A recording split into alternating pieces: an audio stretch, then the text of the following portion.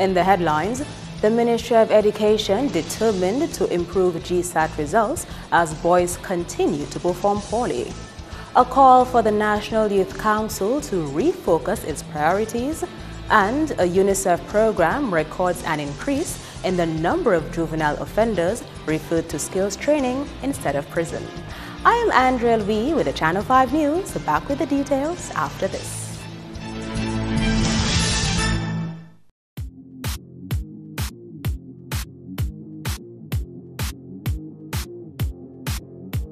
Thank you for staying with us. First up, the Ministry of Education is on a drive to improve the performance of pupils at the annual Grade 6 National Assessment. The announcement was made by Minister for Social Services, Catherine Daniel, who was speaking on behalf of the Education Minister at a ceremony to announce the names of the top performers for the 2017 Grade 6 National Assessment. At the ministerial level, we are currently participating in the USAID OECS-sponsored project called the Early Learners Program, or the ELP, as it is referred to. The program is concerned with building and improving on the capacity of our teachers to be effective transmitters of reading and writing skills. It is in line with our efforts to strive for elevated levels of achievement by providing continuous training for our teachers. In January of this year, for example, 5 persons were trained as trainers and master teachers to work with our schools in the area of literacy. This year, as has been a regular feature in the past, girls continued to do notably better than boys at the grade 6 level, and the minister called on all stakeholders to play their part in helping boys perform better academically. Based on our assessment of this year's results, we note that girls continue to outperform boys by an average of 5% across all subject areas. This is a persistent statistic over the years. While we continue to seek ways to raise the standard of achievement for both genders at the ministerial level, I implore every education stakeholder to assist us in that regard. Our boys need mentors, and I believe they can find positive influences starting in the home, church, community groups, and certainly in the schools, to help boost achievement levels. Based on criteria set by the government, this year there will be 100 scholarships awarded in the amount of $500 each and 86 bursaries in the amount of $300 each to pupils who wrote the exams. While 4 of the 5 top performers came from the St. Martin's Primary School, the top performing schools in order of results were the Pioneer Preparatory School, Lighthouse Christian Academy, Petit Savan Primary School, St. Martin's Primary, Ebenezer SDA Primary, Roosevelt Douglas Primary, St. Mary's Primary, Berean Christian Academy, and Convent Prep. In other top stories, the Minister for Science and Technology, Honorable Kelvin Daru, believes it is time to refocus the priorities of the National Youth Council. The NYC is in its 47th year, having been established in 1970. Mr. Daru, or former president of the NYC himself, told the 12th Annual Youth Awards on the weekend that it is time for change within the leading youth organization. We have to re-strategize. We have to adapt to the times that we're living in and see what particular programs makes sense now for young people. We all know the things that young people are interested in. How can we adapt? How can we make variations? And at the end of the day, better serve all young people. So I think there has to be a review of the Constitution of the National Council. Just recently, the completion of the youth policy was done. A review of it was done. And I think a similar process and strategy has also, and focus has to be placed as well on the Constitution of the NYC. The minister, who addressed this year's Youth Awards on behalf of the Youth Minister, re-emphasized government support for the country's young people. And that is why, as a government, we've continued to invest heavily in every sector which impacts directly on the lives of young people. In education, we've invested millions. Before, Mr. President, when we had this ceremony, we were in the liquor hall at the Alliance Française, whatever the name is. And now you are here tonight in this big auditorium. So you can see the transformation that has taken place. A significant contribution and investment in the lives of young people. In the area of sport development, we've continued to make tremendous investments. And that is why we've signed an agreement to create for young people an international indoor sporting facility for basketballers or netballers, volleyballers, and other sporting disciplines, to give you an appreciation of what it is like. Because we are not leaving you behind, young people. We are taking you on board and bringing you to new heights and new level. The minister commended the NYC executive for continuing to host the awards to recognize youth excellence, but issued this challenge to the NYC executive. To go out there in nooks and crannies of the communities across the country and find out and get these young people that we've lost, bring them back on track, find programs that will enable them to see that their lives are still valuable and they are still worth it. Because I've always said that we should never give up on our young people. Yes, some of them will disappoint us, but it doesn't mean we have to give up on them. If they failed once, we give them another opportunity. If they fail again, we still give them another opportunity. Because during that period of time, particularly during the teenage years and the early 20s, you can well imagine some of the challenges that our young people are faced with. And I think as a society and as an executive, we have a responsibility to look at that. As the series of graduation ceremonies continues, Dominican youth are being reminded to use technology to uplift themselves and their peers instead of bringing each other down. The words of advice came from featured speaker at the Fairchild Secondary School's graduation on Friday, Dr. Royat Tavernier. Dr. Tavernier, who holds a PhD in psychology, also cautioned the students to adhere to the adage that it takes a village to raise a child. With the rise of technology penetrating through our societies, we have become attention-seeking, selfie-taking, and gossip-spreading communities. Instead of encouraging each other by lending an ear, providing support to friends and neighbors who are going through tough times, we choose to spread private voice notes, WhatsApp messages, and screenshots of our youth when they are at their lowest, as if we ourselves don't have skeletons in our closets. I think it's time that we begin to see each other as valuable members of our community and to realize that when one person succeeds, we all succeed. When one person is hurting, we all hurt.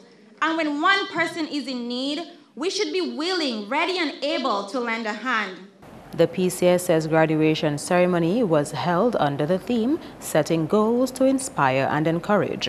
I take this to mean that you are interested in setting goals to guide your personal successes, as well as that of those who are close to you, who wish you well.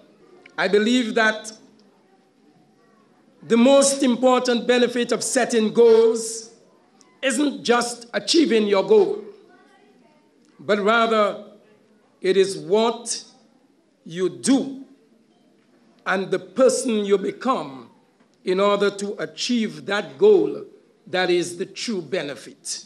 But I am confident that here at Fairchild Secondary School, you have been adequately prepared to take on the future.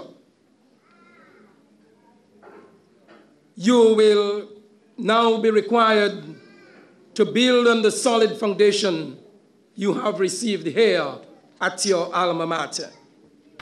Awards for salutatorian and Student of the Year went to Nadine Barron, while Michael Carbon was named valedictorian for the graduating class. Police Chief Daniel Carbon has responded to public concerns over lack of police patrols, stating that he will only dispatch his officers on the streets when it is really necessary. Carbon described the issue as a sensitive matter. He referred to instances such as festivals and protests which require more police presence than usual. There are situations, warranting situations, that will cause the Chief of Police to make an extraordinary effort to have people deployed in Roseau, in the communities, when the situation arises. I'll give you a typical example. We saw what happened in Erica. We saw what happened for Carnival. We saw what happened for World Creole Festival, Creole in the Park, and the likes. Those are situations where I have, and not only that, you know, I will say it too. You saw what happened on the 7th of February this year. We saw what happened recently at Parliament. Those are situations that I have to deploy as much police as I have to. The police chief noted that he would not mislead the public to say that they will see more police patrols on a regular basis when that is not possible. Other areas will suffer when I have to do that. The general welfare of the men is a particular example. They are human beings. Other areas of policing suffers when I have to do that, because that is where I must exert all the energies that I have in the force to address those situations. So you will say, well, we see police for Carnival, but I must have police on the streets for Carnival. It does not say that is more police I have. It's the same police I have working all year round when situations like that come up and events like that come up, that I have to take drastic measures, I must say, to ensure that the police presence are there in the city of Roseau, island-wide, or wherever the situation is happening. Coming up, Dominica's ambassador to the UN and how she is helping fishermen in Castle Bruce.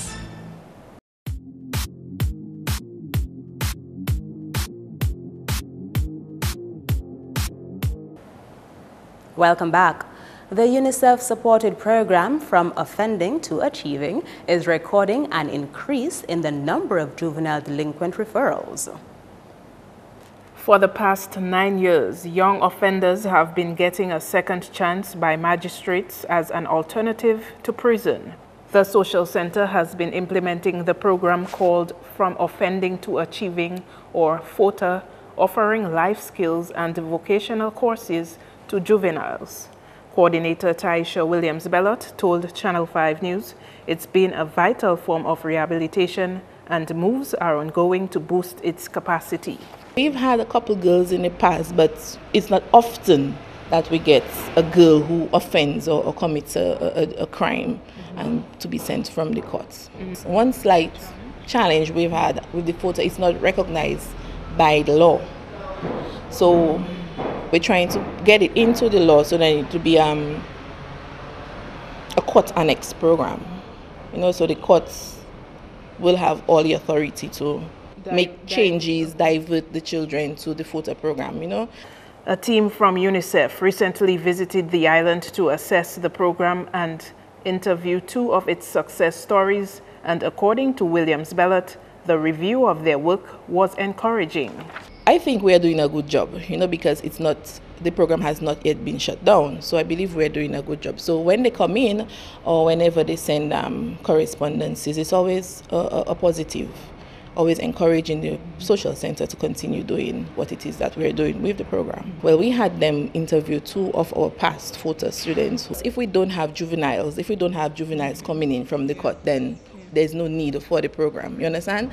But there is a need for it because we see an increase in juvenile delinquency and, Young offenders are also afforded the opportunity for a job placement upon graduation from the program. But our 3 main courses include information technology, that's computer, personal development, and we do woodwork furniture making. And now and then you get 1-2 individuals interested in cooking, so we also offer food preparation for them as well. And not on site, but if we have anybody interested, we can attach them to somebody who does electricity or auto mechanics, plumbing, that kind of. So we follow up on the participants, see how it is that they're doing once we can get in contact with them. We've had some success stories. I mean, we cannot save the whole world, and we really give it our all in collaboration with the Magistrates Court. On to fishing. Government has taken another step towards expanding the fishing industry in Castlebruce and Saint-Sauveur. These fishermen are now better equipped to conduct their business with a donation of just over $20,000 worth of equipment. MP for the area, Johnson Drygo, and Dominica's ambassador to the United Nations, Her Excellency Lauren Bannis Roberts, were both present for the signing ceremony. The fishermen received 2 fish band saws, weighing scales, hanging scales, and hand saws totaling $26,000. This donation comes from the World Development Foundation through UN Ambassador Her Excellency Lauren Bannis Roberts. 2 weeks ago, we had the United Nations Ocean Conference, the first one. And when I saw what was happening with the oceans, I said we have to be a part of this. And I can tell you, I am here just to feel your pulse. If you want me to push, I'm going to push. But I need your support. When I push, I need you to pull. So I'm particularly pleased that you are here this afternoon in large numbers because there is potential and tremendous opportunities in fishing. As we speak, there is a course going to be held in Panama. I'm going to try to see, if we are not too late, that some of our fishermen should attend. There is money to be made in fishing. And fishing is a respected career. Do not shortchange yourself. You have what the world needs. And for us in Dominica, our fish tastes great. So there is help out there. I can seek the help, but you have to be responsible and you have to show us that you're interested. Mrs. Bannis Roberts says she remains committed to ensuring that Castlebruce and Saint-Sauveur realize success in fishing. I am at the moment discussing with the Sustainable Ocean Initiative, and they want to come to Dominica, but I need first for us to do a little cleanup. The ocean is where the money is, and we have to be ready and to be at the world standard.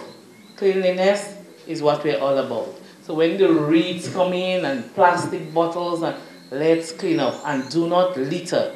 It's also very important that we keep our communities clean. We throw nothing in the ravines because they'll end up in the sea. And when they end up in the sea, the fish swallows all this plastic and they die. But because we depend on fishing for a sustainable lifestyle, let us be responsible. And if it means we have to start at the preschool with our education, let's do that. Organizers of the annual Marine Reserve Day in Soufriere, Escort said, are hoping they can replicate this educational activity in other islands in the region. Students from around the country gathered in Soufriere on Saturday for the 24th annual Soufriere Escort Marine Reserve Day. Students heard brief remarks from the parliamentary representative Denise Charles, village council chairman Heston Charles, and representatives of the Fisheries Division, and of course a guest speaker. We do recognize the importance of the marine environment to health and to the sustainable development of our region, Dominica, the community, and our region as a whole, and we would continue to support this program. This program is what we should call a signature program. So for that, we are very happy that we are able to learn from the community of Soufriere and the way that the marine and terrestrial areas are managed for the protection of the ecosystem and the protection of human beings and wildlife. Robertson's organization is working closely with the German International Development Agency to implement the Caribbean Aquaterrestrial Solutions Program. This program is concerned with protecting our natural resources and building resilience to climate change. The day's activities were all centered around this year's theme, Protecting the Land and Sea Begins with Me.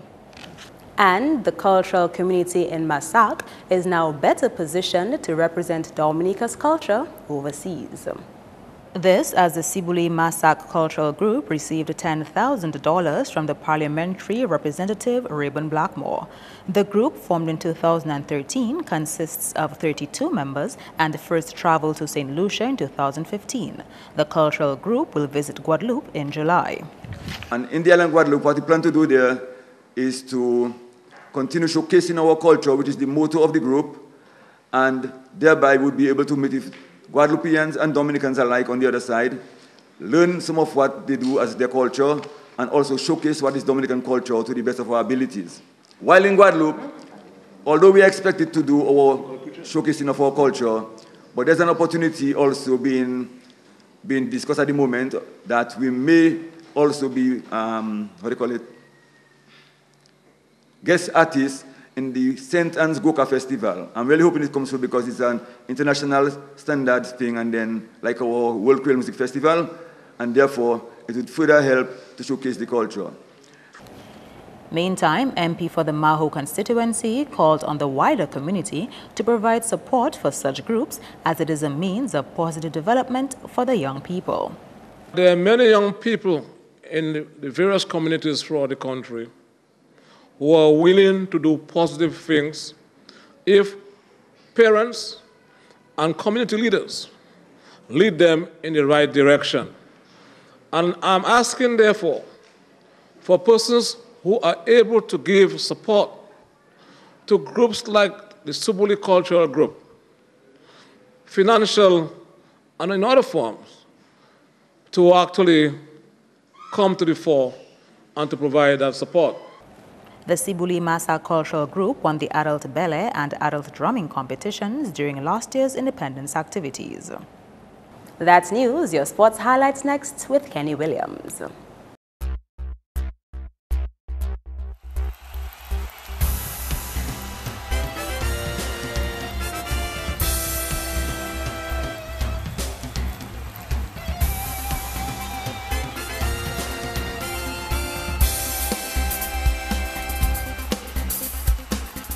Sports begins with football. National football coach Rajesh Lachu is confident in the ability of the national squad, who are in preparation mode for the 2017 Windward Islands Senior Men's Championship in Grenada. His comments after a training session with the squad on Monday when speaking with team manager Erickson de Gallery. I am very confident in the players because of each of their ability and because of our motto. Right now I see in these players, they live in our motto, which is the heart, the hard work, and the talent. And every time I see it, when I see them, I see that. And because I could see that in them, it only means they are very close to achieving what we want to do. Lachu expects a well-rounded performance from team members. I expect their energy level to be the engine of the team, while the senior players be the brain of the team. And then we have those players in the middle who are just from turning youth into senior, like the Brielle, Chad is a senior role player. But these are the players now who linked that gap between the senior and the junior. And because of their good example, on and off the field, on the ball, off the ball, it is easy for the younger players to see the right path. The team left for Grenada earlier this week and features 18 players, including 2 newcomers, Keanu Martin and Shannon Stout. The full squad reads Euclid Bertrand, captain, Brian Thomas, Rufusson Pierre-Louis, Kelrick Walters, Glenson Prince, Malcolm Joseph, Chad Bertrand, Nigel Sanderson, Keanu Martin, Shannon Stout, Errol Blaise, Julian Wade, Giles Mitchell, Relison Pascal, Andres Joseph, Jamie Parilo, Travis Joseph, and Ajaya Roye.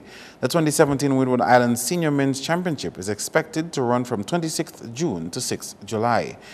Dominica's scheduled games are against host country Grenada on Wednesday from 7:30 p.m. at Kirani James Stadium, against Barbados at 5:30 p.m. on Friday at Font Plain Field, against St. Lucia on July 4 at 7:30 in the evening at Kirani James Stadium, and finally against St. Vincent and the Grenadines on July 6 at 5:30 p.m. at Kirani James Stadium. Next up, West Indies women's wicketkeeper Chadine Nation says poor execution on the day cost them the match. The Windies lost to Australia in their series opener of the ICC Women's World Cup on Monday by 8 wickets. It was a good wicket to bat on. I think we just didn't rotate the strike enough. We saw how the Australians batted up front. They rotated the strike. They were a bit more positive than how we were. I think the Aussies was bowling really good. They were bowling real straight at us. And it was kind of difficult to get the singles at that point in time. I think everybody have learned a lot since we've been here preparing for this. But we have a lot. We know we have work to do, but the girls working real hard in the nets. And as I said before, it's just unfortunately, we end up on the losing side today. But we'll bounce back for sure against India coming up on the next game. Recapping the highlights of that encounter, Haley Matthews hit 46, Stephanie Taylor collected 45, and Chadine Nation made 39 to help West Indies reach 204 in 47.5 overs. However, the Caribbean side failed to make inroads into the Aussie batting as the six-time world champions knocked off the target with 11.5 overs remaining. Nicole Bolton hit an unbeaten 107 and fellow Beth Mooney 70. The Windies' next assignment is against South Africa on July 2. Meantime, Calibishi Primary defeated St. Mary's Primary by 3 wickets in the school's cricket festival on Monday. Batting first, SMP scored 89 for 8 from 15 overs. Luan Esprit scored an unbeaten 10 and Lindell Daru out on 10. Marius Cyril picked up 3 for 10 and Stefan Henry 2 for 28. In reply, Calibishi posted 90 for 3 in 13.3 overs. Sadiq Alexander contributed 24, Stefan Henry 22 not out, and Ethan Cyril 16. Stefan Pascal took 1 for 14 and Omari James 1 for 22. Moving on to cycling, where head of the sport locally is reiterating the call for road users to be cautious on Sunday when Dominica will create history by hosting the first OECS Cycling Championships here. Is soliciting the cooperation of all on sundry to ensure a smooth race on Sunday. Persons and road users, please show some courtesy or show some courtesy for the cyclists who will be using that route. So we really trying to reach out to the drivers of motor vehicles. When you see the cyclists, it's not just about cutting in front of them or because we want to mitigate or we want to prevent any of accidents and so forth. So we are begging you that once the road race is on, you're aware of the times, you're aware of the route. We are really on our knees to say, please extend some courtesy to the cyclists, because we do not want anybody to get injured. We don't want anybody to get hurt because of some accidents or some persons not being aware of the race being on. He says motorists should be on the lookout for the police escorts on the road and give way on Sunday. The race starts at 9 in the morning. You will see the accompaniment of the police escorting us with the bikes and so. Once you see the bikes ahead of the race, you should be aware as a motorist that the cyclists are coming and there is a race on. So be courteous in terms of the dangerous corner, be courteous in terms of giving them, right of way, etc. So we're really looking forward to the cooperation of the general public. The 2017 OECS Cycling Championships is carried for July 2 and runs from Roseau to Cabritz and back. Starting time is scheduled for 9 a.m. Finally, in sports, we can tell you that Wake Up Stars captured the 2017 Guineas Knockout Domino League recently. Stars finished 212 points ahead of Rockets. Final scores: Wake Up Stars 4,000, Rockets 3,788. The winners will be awarded cash prizes and crates of Guineas. That's all the sporting highlights for now. I am Kenny Williams. Join us next time.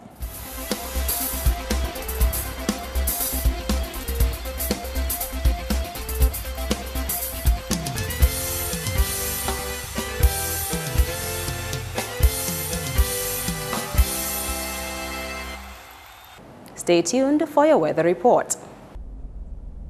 Hello, good evening. Welcome to tonight's weather broadcast. I will be your presenter for this evening, Farah Rockere. Today we enjoy partly cloudy skies and also some hazy conditions. We move on now to some early infrared satellite imagery and what we see is convection here associated with a tropical wave which will be affecting us tomorrow. Earlier visible satellite imagery showed a few shallow low-level clouds across the Eastern Caribbean, and earlier radar imagery shows limited shower activity across the Eastern Caribbean. Of course, no showers were recorded at the Kinfield station today. The weather tonight is expected to be fairly partly cloudy, hazy and breezy.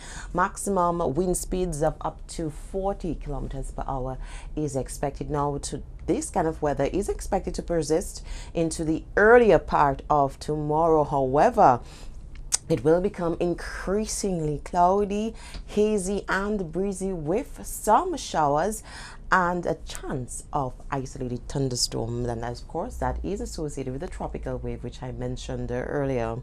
Let's move on now to the marine forecast. Sea conditions will be moderate. Waves are expected to peak up to 8 feet. Let's take a look now at the weather for the next 3 days. Well, as the tropical wave will affect us on Wednesday and Thursday, what weather can we expect?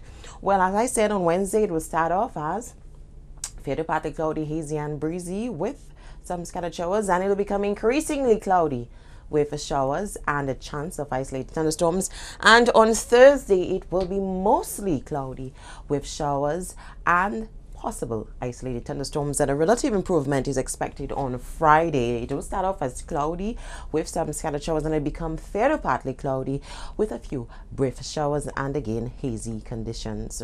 Let's move on now to the Caribbean forecast. Well, most of the islands tomorrow can expect cloudy skies with a chance of isolated thunderstorms, whereas the northernmost portion of the islands can expect fairly partly cloudy skies with some scattered showers. Let's move on now to the international city forecast. Well, both the cities of Miami and Caracas can expect some thunderstorm activity. Cloudy skies with some rain expected in the city of London, and beautiful sunny skies expected across New York and Beijing with a maximum temperature of 36 degrees Celsius expected tomorrow there. The sunrise tomorrow at 5:37 a.m. and will set at 6:40 p.m. Please remember, we are in hurricane season. Keep updated with your weather information. Visit our website at weather.gov.dm. Call the weather hotline at 447-5555. Join us tomorrow evening for your next weather broadcast. Thank you for viewing. To end the news, the headlines again. The Ministry of Education determined to improve GSAT results as boys continue to perform poorly. A call for the National Youth Council to refocus its priorities, and a UNICEF program records an increase in the number of juvenile offenders referred to skills training instead of prison. Feel free to contact us at news@marpin2k4.com. You can also access our past newscasts on our YouTube channel. On behalf of the production team, I am Andrea Louis, and to all viewers around the world, thank you for watching. Join us next time.